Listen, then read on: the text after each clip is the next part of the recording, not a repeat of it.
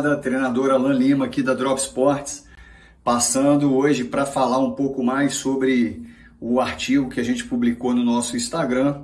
Se você não conhece ainda, é o @dropsports.cp. Por que CP? CP é abreviatura de consultoria de performance, tá? Então, entra lá no nosso Instagram, a gente vai falar, explicar, a gente sempre que posta um artigo novo, lá um post, a gente vê que tem uma repercussão razoável, a gente tenta trazer aqui para o YouTube para explicar isso um pouco mais. E aí eu vou passar para vocês hoje o que a gente quis dizer lá a respeito do mTOR, né? O mTOR é uma proteína que tem um caráter de governador, tá? Ele gerencia outros sistemas, outros substratos,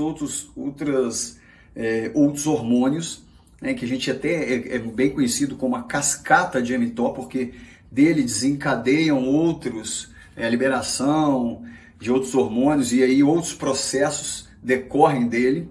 E aí, apesar dessa proteína ser muito comum para os esportes que são mais interessados no anabolismo, como os esportes de musculação, né, fisiculturismo, são esportes que estão voltados mais com a preocupação dos hormônios anabólicos, né? Existe essa preocupação também nos esportes de endurance, ou deveria existir. A gente sabe que o corpo ele é bem equilibrado, o corpo humano ele é um mecanismo inteligente que quando ele percebe que há algo muito anabólico, ele começa a reagir para que o mecanismo catabólico, que é aquele que entra em balanço com o anabólico, comece a agir para que o equilíbrio seja encontrado, tá bom? Então hoje, o mTOR, a gente vai falar um pouco dele, principalmente porque ele precisa, para o mTOR agir no nosso corpo. Antes disso, né? Antes de falar um pouco de agir, eu vou explicar como ele poderia se encaixar no nosso treino, né? No nosso treino, principalmente do atleta de endurance, que é um treino bem catabólico, e aí existe um governador do catabolismo, que é a MPK, a gente não vai falar dela hoje, mas existe uma carga muito grande catabólica, autofágica, nesse sentido de desnutrição, né? de consumo, enfim.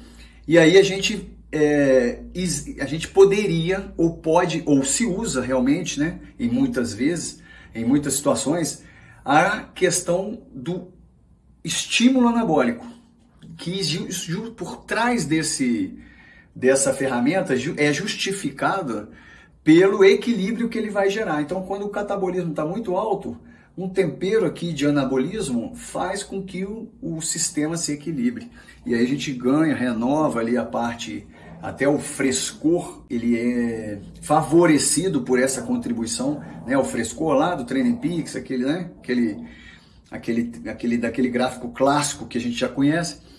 Então, na montagem do treino, quando eu venho, por exemplo, de um treino longo na segunda, um treino longo, 2 horas de corrida, esse treino é um treino característico catabólico, venho, dou um intervalo, aí no outro dia eu vou fazer uma corrida variada, de 1h40, alternando 800, 200, 800 metros forte, 200 metros moderado, sei lá, 10 vezes, né? Fazer um 10 km com estímulos variados, enfim.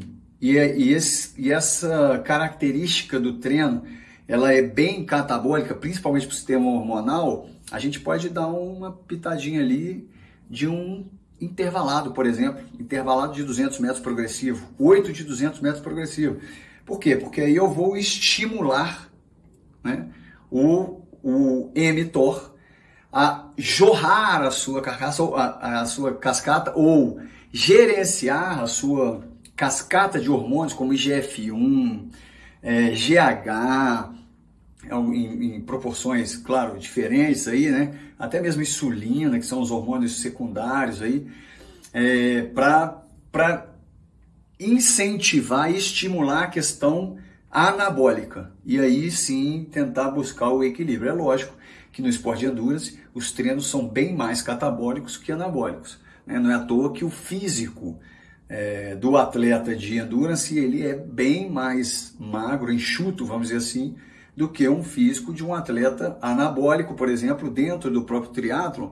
Se você pegar um atleta de sprint, a constituição física dele, apesar de não existir, existem os outliers, né? A gente vê aí o Blumenfeld, lógico, mas de forma geral, o corpo ele se adapta ao estímulo que a gente está dando, né? Ele modela, o esporte ele modela o corpo para aquela determinada especificidade. Então, os atletas de endurance tendem a ser mais magros, com menos massa magra, né? Com menos massa gorda também, e os atletas mais rápidos, de provas mais curtas, tendem a ter um pouco mais de massa, terem uma compleição física mais robusta, tá bom? Então, é interessante a gente saber que para o mTOR agir existem 2 pré-requisitos, tá? O primeiro, você tem que ter o nutriente. O que é o nutriente? É ter uma boa dieta. Uma dieta não é boa de volume de alimentação, mas uma boa ingestão de qualidade de nutrientes. Esse é o primeiro passo, tá? E o segundo passo é que você não pode ter nenhuma pane, nenhum problema nos fatores de crescimento, né? Existem pessoas que têm esse tipo de patologia, geram nanismo, gigantismo, enfim, entre outras doenças decorrentes dessa patologia, desse distúrbio de produção de IGF, de IGF-1, de GH, e que não regulam, não contribuem para um bom funcionamento do governador mTOR, tá bom? Então, de forma geral, a ideia que eu queria passar, que a gente queria passar naquele post é que, com um conhecimento do treinador, a fim de equilibrar ali o seu treinamento, o seu microciclo, com estímulos anabólicos, estímulos catabólicos, repouso.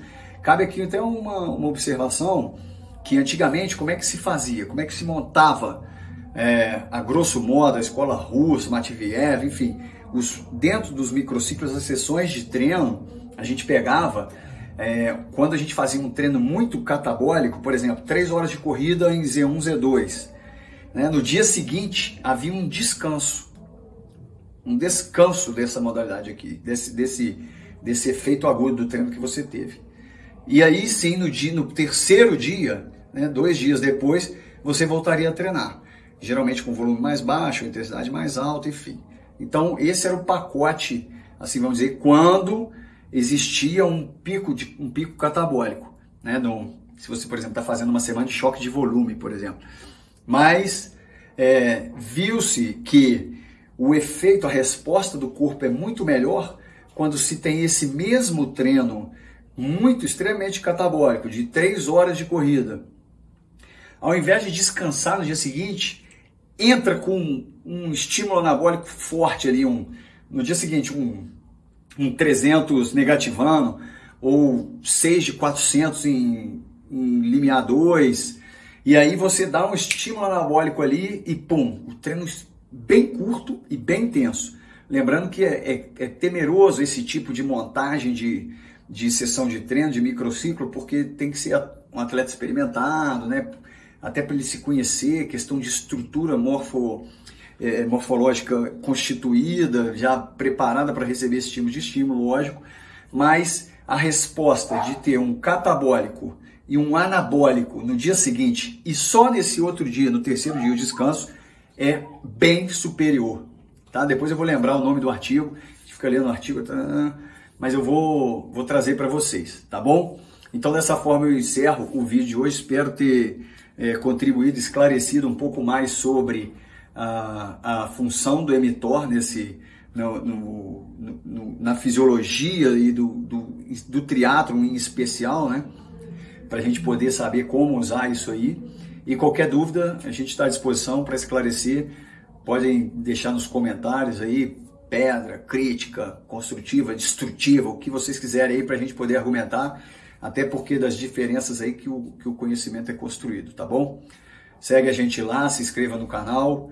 Um abraço e bons treinos, galera.